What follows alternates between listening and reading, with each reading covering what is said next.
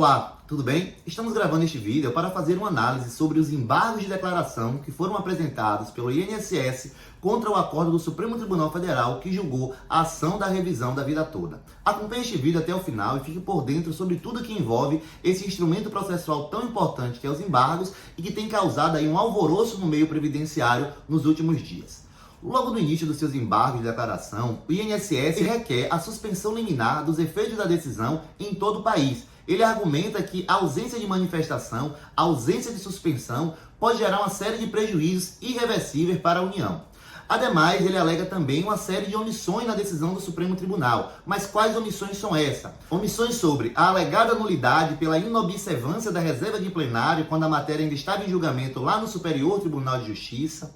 Omissão quanto à ausência de manifestação sobre a decadência e a prescrição. Omissão sobre o divisor mínimo de 60% sobre o período básico de contribuição. Ausência de manifestação sobre os tipos de benefícios que podem ser contemplados com a revisão da vida toda. E, por fim, requereu também a modulação dos efeitos da decisão a partir de 13 de abril desse ano de 2023. Vamos analisar ponto a ponto cada um desses argumentos apresentados pelo INSS. Vamos lá? Antes de apresentarmos com maior amplitude os argumentos apresentados pelo INSS, é importante nós termos em mente que os embargos de declaração é um instrumento processual que tem previsão em nossa legislação e serve para corrigir vícios na decisão judicial. Vícios de omissão, obscuridade, erro material e contradição. A finalidade dos embargos não é reverter, não é mudar a decisão de mérito. Conhecendo essas particularidades dos embargos de declaração, vamos nós agora analisar aí com mais profundidade os argumentos do INSS contra o acordo da revisão da vida toda e tentar chegar a um consenso, a uma conclusão sobre se é cabível ou não, se há expectativa de mudança da decisão, se há uma expectativa de nós termos uma surpresa quando o Supremo Tribunal Federal for julgar esses embargos. Nos acompanhe. E aí já começamos questionando, será que é possível a suspensão do julgado em todo o país? Nós entendemos que não. E por que não? Porque o Supremo Tribunal Federal já tem entendimento firmado quanto a essa matéria. De acordo com o Supremo Tribunal Federal, quando a Corte profere um julgamento em sede de recurso extraordinário com repercussão geral, a matéria já pode ser utilizada pelos juízes de primeiro grau e também pelos tribunais, porque ambos estão vinculados à decisão do Supremo Tribunal Federal. Matéria semelhante, o Supremo analisou quando julgou o tema 69, que se discutiu aí a exclusão do ICMS da base de cálculo do PIS e da COFINS. A União também apresentou uma reclamação constitucional requerendo a suspensão dos efeitos da decisão. Mas o Supremo Tribunal Federal entendeu que não era cabível. Uma vez que foi julgada a matéria de mérito, não existiria a necessidade de se aguardar o trânsito em julgado. Então aí já temos um ponto positivo e que vai em sentido contrário àquilo que pretende a União. No que toca à omissão do divisor mínimo do período básico, igualmente não merece sorte esse argumento da União. E por que não? Porque o divisor mínimo é totalmente incompatível com a revisão da vida toda. Ele surgiu posteriormente e baseado numa regra de transição. Na revisão da vida toda, nós pleiteamos a utilização da regra definitiva que está prevista ali no artigo 29 da Lei 8.213. Portanto, é mais um argumento frágil do INSS e voltado tão somente para protelar ainda mais os efeitos da decisão no nosso país. Próximo argumento. Sustenta a União também a existência de omissão quanto à alegada nulidade por inobservância da reserva de plenário quando a matéria ainda estava em julgamento no Superior Tribunal de Justiça.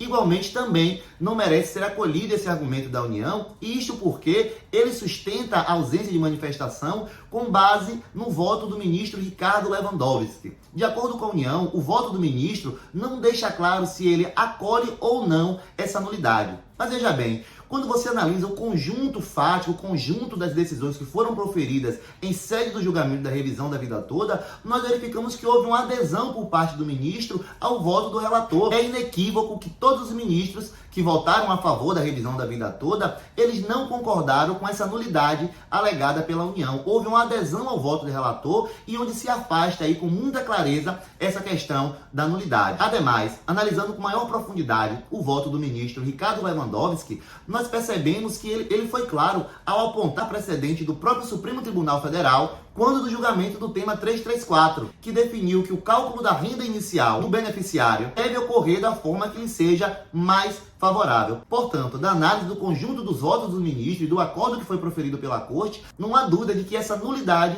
ela restou claramente, expressamente afastada. Agora vejam o absurdo. O INSS ele alega que o Supremo Tribunal Federal ele não se manifestou quanto quais espécies de benefícios podem ser contempladas com a revisão da vida toda.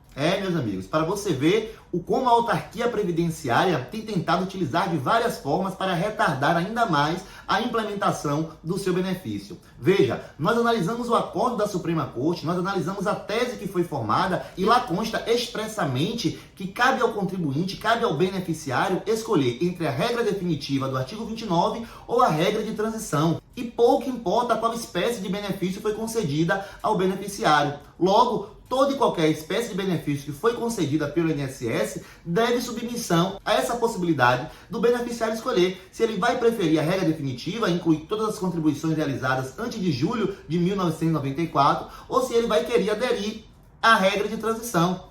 Então, assim, não pairam dúvidas de que toda espécie de benefício foi contemplada pela revisão da vida toda. E o INSS ele tem conhecimento disso, mas tenta aí de uma certa forma burlar, dar uma de desentendido para ver como que ele vai conseguir reverter essa situação em sede de embargos, que é um meio impróprio para esse tipo de finalidade. Mas o absurdo não para por aí. O INSS também alega que não houve manifestação do Supremo Tribunal Federal quanto à extensão do julgado no que toca à prescrição e à decadência. Veja bem, a prescrição e a decadência são institutos também de direito previdenciário e que possuem regramento legislativo próprio. É sabido e consabido que o prazo para requerer a revisão de benefício previdenciário é de 10 anos. E o acordo, o voto do ministro relator faz menção a essa questão, faz menção a esse prazo decadencial. De igual forma, também, nós falamos sobre a prescrição. A prescrição, ela se refere exatamente aos retroativos. O período de recuperação dos retroativos é de 5 anos, prescrição quinquenal. Isso já é rotineiro na legislação previdenciária. Então, é mais uma evidência do desespero do INSS e da sua conduta totalmente protelatória. Na verdade mesmo, o que pretende o INSS é a modulação dos efeitos da decisão. Esse é o alvo principal do INSS e é sobre isso que nós vamos falar agora. O INSS ele requer que o Supremo Tribunal Federal module os efeitos da decisão. E o que é essa modulação? Em poucas palavras, é a relativização temporal da decisão que foi proferida pelo Supremo Tribunal Federal. Com isso, pretende o INSS que os efeitos da decisão comecem a ser produzidos a partir da data que ele foi intimado do acordo, que foi 13 de abril desse ano de 2023. E isso, pessoal, é tão somente para evitar que você tenha direito à recuperação dos retroativos. Veja, se o Supremo Tribunal Federal, porventura, acolher esse entendimento do INSS, tudo aquilo que você deixou de receber a título de revisão, de correção nos últimos 5 anos, vai restar prejudicado, isso mesmo, prejudicado, porque o INSS ele quer que a decisão apenas produza efeitos a partir do dia 13/4 de 2023. De modo geral, nós entendemos que é provável sim que venha uma modulação de efeitos da decisão, mas não no modelo em que o INSS ele está requerendo. Acreditamos que o Supremo Tribunal Federal vai modular os efeitos da decisão a partir do encerramento do julgamento dessa matéria. Por isso, nós temos recomendado com certa veemência que as pessoas verifiquem se têm ou não direito à revisão da vida toda e ajuizem a sua ação o quanto antes para escapar dessa modulação dos efeitos da decisão. Chegamos ao final, portanto, dessa nossa breve análise dos embargos de declaração apresentados pelo INSS e a nossa conclusão inevitável é: os embargos são meramente protelatórios. É uma medida desesperada do INSS para tentar retardar ainda mais a implementação do benefício, do seu benefício. Não acreditamos em uma mudança do mérito, a matéria já foi decidida pelo Supremo Tribunal Federal, já está pacificada. No entanto, acreditamos que é possível que venha sim uma modulação dos efeitos da decisão. Por isso, não perca tempo e ajuize a sua ação com a maior brevidade possível. Espero que essa informação tenha sido útil para você. Se foi útil para você, curta, comente, compartilha. Ficou com alguma dúvida? Mande ela aí nos comentários que tentaremos te ajudar a entender melhor essa questão. Um abraço e até o próximo vídeo.